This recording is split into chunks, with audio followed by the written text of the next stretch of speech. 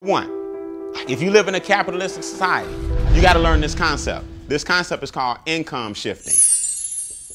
Income shifting. Income shifting basically means I understand that in America, I only get paid in 3 ways, or there are 3 types of income I can generate in a capitalistic society. The first one is the most popular. The first way that most people choose to get paid is a W-2. Now, notice I said choose to get paid because you got options. It's just that the system pretty much puts you in a W-2 option. That's the one they promote the hardest, also known as a what? A job. Make sense? So this is the job situation, and a job pays you on a format called a W-2. The second way you can choose to get paid in America, notice I said choose, is because you have a choice, is a 1099. A 1099 is also known as a business or a small business. We're going to show you the advantages of a 1099. And the third way that you can choose to get paid is investments. So it's really elementary. Investments, also known as capital gains, appreciation, dividends. The goal for all of us in this room is to take your money from your W-2, invest it through some type of business, and ultimately end up where all your money is making you what? Making you money. That's where you want to end up. You want to make it where the majority of your income is coming from investments. Here's why. A W-2 is taxed the most out of all 3 income streams. A W-2 is the one that says, I want the government to take my money off the top. So I'm going to give the government 28 to 33% of my income before I see a dime. Now, here's my thing. There's nothing wrong with a job. There's nothing wrong with a W-2. Just know that that's the game that you signed up for when you had more choices. But again, if you have a W-2, it's no problem, but start making your way this way so you can give yourself a pay raise, and we teach you how to do it. This guy right here says, you know what? I'm going to get taxed 15 to 23%. Now, that's way better than 28 to 33. But it's not as good as this guy down here. Money says I get taxed less than 10%. Now, I'm not the smartest person in the world. I have an English degree, not a math degree. But my numbers up here do tell me that if I can get a government less than 10%, instead of giving the government, up to 33%, I need to really start finding a way to give the government less money. So here's the concept. Instead of always trying to get people to make more money, let's give away less money, and that's giving yourself a pay raise, and I'm going to prove it to you. All right?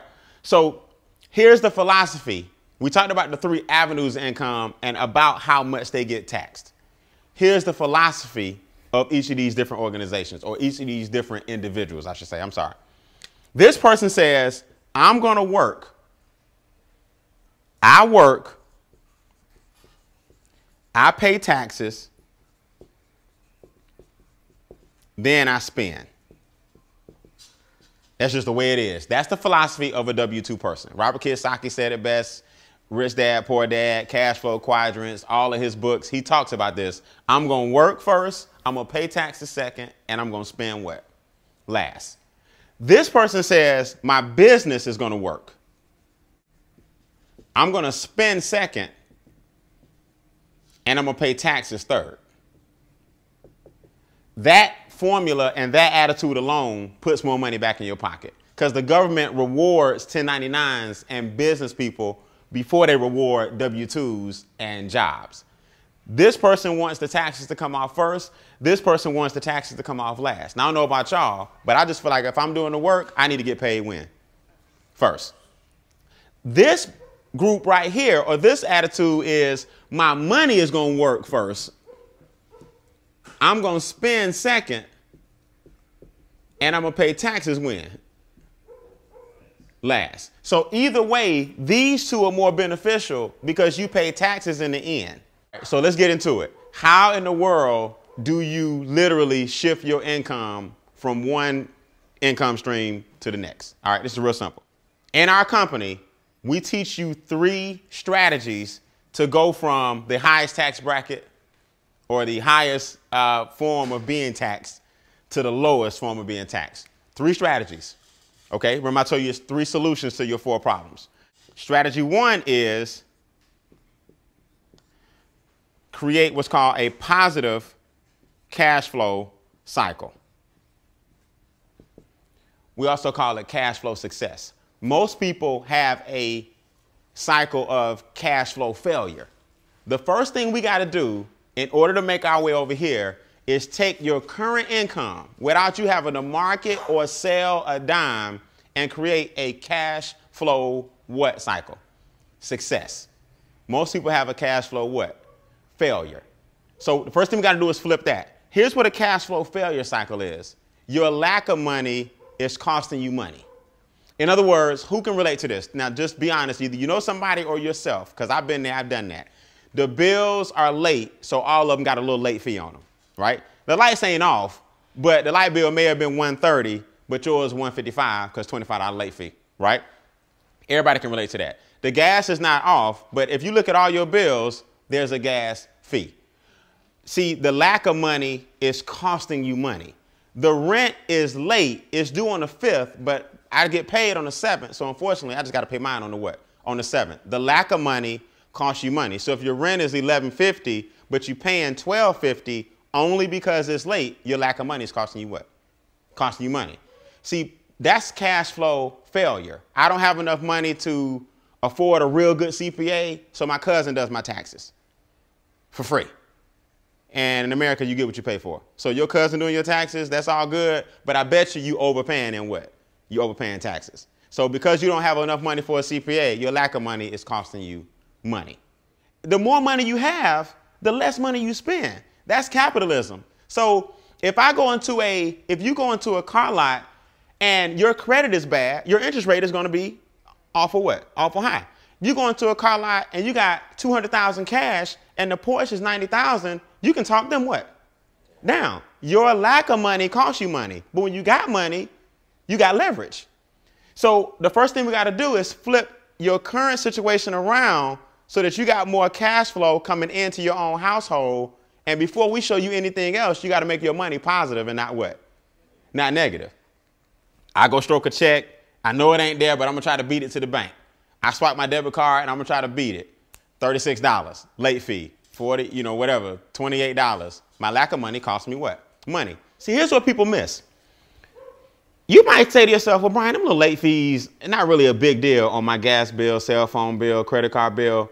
When you add each of those up per month, let's just say it's $50. Multiply that by 12, that's $600. Multiply that by your working years, times 40 years. You in late fees paid tens of thousands of dollars in late fees. Now, if you had those late fees back and you were investing them, that's where your $1 million is. Your $1 million, you got your $1 million, is caught up in negative cash flow. So strategy 1, convert you from cash flow failure to cash flow what? Success. Using your own what? Money. Here's how you do it. Here's the first thing you need to do. The first thing most Americans need to understand is their W-4 is filled out wrong.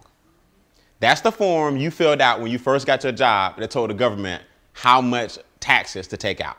Most people filled it out so long ago, and human resources really can't help you fill it out. And most people don't understand the W-4 and didn't claim or didn't have enough exemptions and gave the government the majority of their money.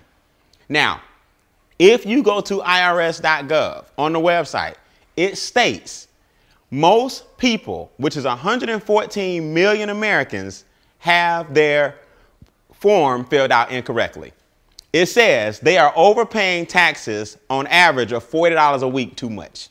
Now, last time I checked, $40 a week times 4 is $160 per what? Month. Do you think if you had an extra $160 come back into your check, it might be able to cut off some of them late fees and flip that around, right? So the first thing we do is we tell people, adjust your W-4, and here's why. People think that getting a refund check in America, like your accountant or the person who does your taxes did you a big favor. They really didn't. It's called a refund. That means we took all this money out your paycheck.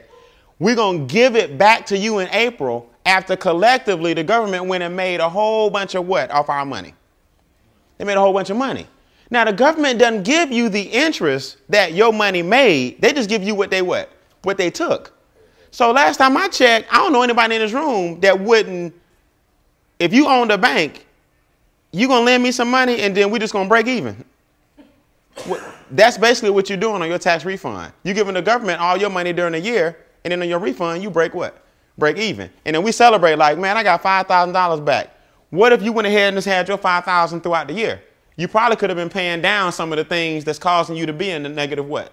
Cash flow cycle. So we tell people the first thing you need to do is take a serious look at your W-4 because 114 million people have it filled out incorrectly. The IRS website states most people may be using their tax returns as a forced savings. Who know I'm telling the truth, right? It's a forced savings. You know it's a big check coming back, and because most people don't have discipline, they look forward to that big check. The IRS website states you may be better off paying down debts. That's on the IRS website. So Uncle Sam is telling you, look, why are you giving all your money to us when you really could be using it during the year to get yourself out of debt? And now you won't get this big refund check in April, but you have money now that you can invest and create a refund retirement account. See the difference? So that's the first thing we teach you. When you adjust your W-4, then we teach you, okay, so let's look at this. We adjusted the W-4, so your income went up, but your taxes went what? Down. Now we teach you how to use the tax money that you were paying and put it on all your extra what? On all your debt. Now your debt is going where? Down. Then we show you how to change your behavior because we have a software where you input all these numbers, real simple, plug and play, and you start seeing the program work. You're like, man, I've been eating out a lot. Man, if I just got rid of this bill, if I just got rid of that bill, I'd have an extra $230 a month. If I wasn't paying so much money over here, I could take that $230 and put it over here. I'm going to show you a true story of how this works. So once your income has an increase, your taxes, debt, and expenses have a decrease, you start flipping your cash flow cycle what? Around. From negative to what? Positive. Give you guys a startling statistic just on this right here alone.